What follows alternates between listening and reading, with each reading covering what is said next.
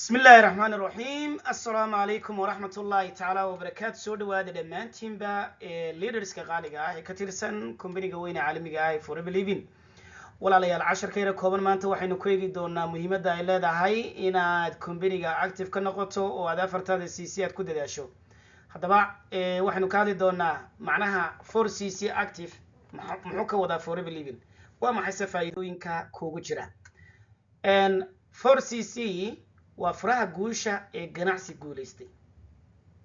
4CC waxay ka caawinaysaa inaad hesho bonus dhameystiran 4CC waxay ka caawinaysaa inaad si fudud darajooyinka ku bedesho waa mise faa'iido waa saddex faa'iidada afraad 4CC waxay ka caawinaysaa inaad hesho abaalmarinaha waaweyn sida gaadhiga dalxiiska iyo waliba faa'iido wadaaga waxa laga wadaa chairman bonuska company-ga 5 4CC waxay siinaysaa teamkaaga inay adiga kugu daydaan isla markaana iyaguna ay sameeyaan waa faa'iidada shanaad faa'iidada lixaad 4CC waxay muujinaysaa inaad tahay hogaamiye shaqadiisii qabsaday 4CC la'aanteed waxaad noqonaysaa magac ahaan inaad company-ga ka duwan gashan tahay shirkadda waayo riyooyin waaweyn inaad gaadho waxa ay ku xidhan yihiin inaad 4CC aad samayso su'aal baan rabaa inaan ku weydiiyo marka waxaasoo faa'iidaad ku helayso ma inaad samayso oo serious aad u samayso miyaa mise waxay mudan tahay inaad dhayalsato oo bilna aad samayso bilna aad iska dayso ama aanad kuba xisaabtamin inaad samaysaba may mudantay adigaan jawaabta ku dhaafaya insha Allah haddaba sidee baa lagu samayn karaa 4CC bil walba waaya waxaad ku samayn kartaa afartaada CC number 1 alaabta aad iibinayso shakhsi ahaantaada imisa alaaba ayaad iibisay alaab intee dhan ayaad iibisay bisha number 2 waxaad ku samaynaysaa dadka cusub ee bisha aad soo qortay bili hore ma bisha aad soo qortay number 3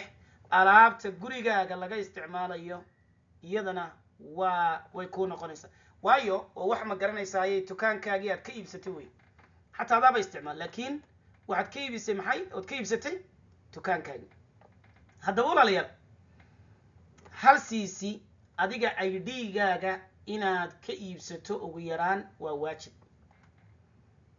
maxaa lagu yidhi hal CC inaad ID-gaaga ka iibsato waa waajib maxaa soo hadhay markaa waxay noo soo hadhay 3 CC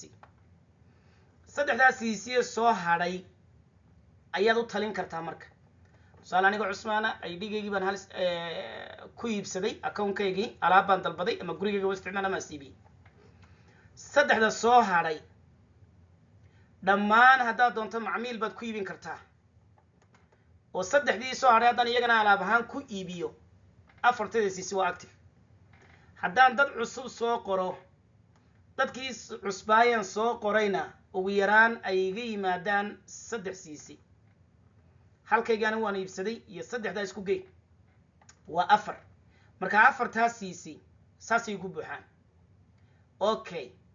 ka waran marka haddaad anigu hal CC intaan iibsado hal CC inaan macaamiil ahaan u iibiyo waa 2 CC baan ID ka iibsay marka qofna aan soo qoro bogoskii 2 iyo 2 isku geey waa 4 yani adiga hal CC baa laga rabaa ID-gaaga saddexda soo hadhay ama macmiil baad ku buuxin kartaa ama dad cusub aad soo diiwaan gelisay ayaad ku buuxinaysaa waxaan rajaynayaa inaad fahamtay sida loo sameeyo 4CC waa su'aasha ugu badan markasta la weydiiyo ee sideen ku sameyn karaa 4CC yaa sameyn kara waxa sameyn kara qof aaminsan inuu sameyn karo qof kale ma sameyn karo haddaba si aad u sameyso number 1 waa inaad aaminsan tahay number 2 waa inay ka go'an tahay oo aad isku taxallujiso sababta ugu weyn ee aanay dadku u sameyn 4CC ma aha inay kari waayeen ma aha qofku inuu dad waaye ma aha qofku inuu macmiil waaye ma waxa weeyaan isku taxallujin la'aan ka go'naanshiyo la'aan way marka adiga ma ka go'antay mise kama go'na way ka dhiga haddaba qorshaha isbuuca koobaad sidii aad iskaga dhameyn lahayd afartada CC haddaad isku taxallujiso isbuuca ugu horeeya waxaad oranaysaa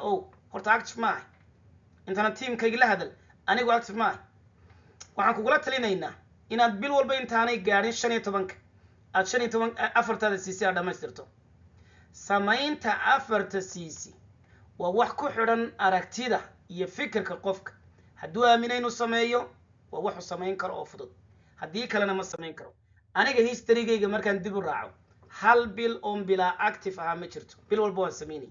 wax kale ma inay fudeed isku taxallujin baa jirta ka goonaashiyaa jira wax kale ma hadda walaalayaal inaad samayso 4cc maxay ka dhigan tahay waxay ka dhigan tahay inay lacagi ku soo gashay kow waxay ka dhigan tahay inaad biilkaaga bixin karto waxay ka dhigan tahay inaad dhaqaale dheeriya samaysay shirkadda ugu yaraa okay dhaqaale dheeriya ma dhacdo inta badan qof sameeyay 4cc oon dhaqaale sameyn inta badan ma dhacdo 4cc waxay ka dhigan tahay inaad dhisay ganacsi wanaagsan oo degan oo system ku socda 4cc waxay kuu furaysaa albaabo fara badan waana farqiga u dhexeeya qof shaqaystay iyo qof aan shaqaysan komerigeena ma taqaana inaad ogaato qof shaqeeyay iyo qof aan shaqaysan farqiga u dhexeeya qof walba waxaad weydiisay active-kaaga ma samaysay 4cc-ga hadduu 4cc sameeyey waa qof shaqeeyey haddaanu samayna ma aha qof shaqeey maaha haddaba sidii aynu u samayno 4cc waxaynu ka samayn karnaa kow productigaan iibinayno productiga si aad ma garanaysaa u iibisana maxaad u baahan tahay waa inaad barato qaabka alaabta loo iibinayo waa inaad alaabta isticmaasho waa inaad isbuuc walba aad leedahay bandhig gurigaaga aad ku samaynayso waa inaad dadkaad u sharaxdo faa'iidada iyo benefitska ay leeyihiin waa inaad dadka u sharaxdo dacarteena aloe vera gel malabkeena daawadeena ilkaha C9 sida uu dad badan caafimaadkooga u bedelayo iyo intaasoo boqol oo productive baan haysanaa maasha allah isticmaal feedbacka macaamiisha qof haddaad haysato macmiila oo feedback wanaagsan ku soo siiyey feedbackgaasi dadka u dir qof gaas qabay baad tusaalaha laabteena feedback ku siiyey dee walaal dadka la wadaag waa inaad hadiyada bixiso sidoo kale ood barato hadiyadaha bixinta hadiyad in la bixiya diinteena bay nafarayso jacayl bay abuurtaa soo ma marka haddaad hadiyad macaamiishaada u samayso kalgacayl bay kuu samaynaysaa macaamiishaadii okay qofkii 5 xabood daawadalkaa ka iibsada xabad yar iska sii xabad saabuun ugu dar libis yar sii wuxuu sii samayso 20 ilaa 30 macaamiil ah bil walba oo kugu xidhan si aanad uga warwarin samayso alaab khaas ah oo aad xooga saarto oo adiga favorite-kaaga haddaba walaalayaal haddii ma garanaysaa waxa weeyaan aad doonayso inaad ganacsigeena tusaale maanta card haddaad haysto bangi card waad haystaa bangi waad leedahay laakiin haddaanad garanayn furihii aad ku furan lahayd biinkii haddaanad garanayn ATM-ka lacag ma kala bixi kartaa maya soo maa furifa haddaan haddaba 4cc-gaan sameyn waa saas oo kale soo dhan maaha 4cc-ga waa biinka ama ATM-ka ganacsigaaga furiba leeyahay taa la soco marka haddaba walaalayaal faa'iidooyinka kugu jira alaabta inaad soo bandhigto maxaa ka mid ah waxaad ka helaysaa tiim cusub oo kugu soo biira markay bandhigaa ka qayb galaan waxay kodhanayaan walaal annaguna waan rabnaa inaan shirkadda kusoo biirno macaamiil degan baa la helaa oo kugu soo noqnoqda systemkaagaa sii ballaadhanaya oo sii tarmaya waxaad kor u qaadaysaa mugga ama baaxadda ganacsigaaga waxaad baranaysaa qaabka loo sameeyo bandhiga alaabta markaa muhiim bay kuu tahay inaad barato qaabka bandhiga loo sameynayo ninkan waad wada garanaysaa man u malaynaya ninkan waxaa la idhahdaa Rolf Kip waa ninka company-geena ugu lacagta badan la wey kaalinta koobaad buu muddo dheer ku jiraa so adigu waad jeclaan lahayd inaad tala ka qaato qofka ugu guusha weyn le company-geena soo ma waxayna leeyihin markaa talada wayna siinayaan waatan si aad forever living ugu guulaysato tababarka keliya ee aad u baahan tahay waa fahanka iyo ku dhaqmidda 4cc ma arkaysaan Rolf Kip bayna le walaalayaal faa'iidooyinka 4cc-ga kugu jira maxaa ka mid ah tusaale haddii aad tahay darajada koobaad ee assistant supervisor halkasi waddankeeni markaad joogto waan xisaabinaynaa halka cc marka adiga lagaa iibinayo $209 weeyaan hadhow markaad sii iibisana boqolkiiba 30 baa kuu saaran waana 293 baad ku iibinaysaa labadaa marka la kala gooyo halkii cc waxaa kugu jira faa'iido dhan $88 oo faa'iida waa darajadii koobaad weeyaan adoo jooga Soomaaliya adoo jooga deegaanadeena kale haddaad hal cc alaab iibiso intaasaa faa'iido ahaan kugu jirta xarumaha waddankeeni haddaad qof ku soo xidho oo hal cc alaabaad iibiso $88 oo faa'iido kugu jirta bal ka war haddaad 4 iibiso marka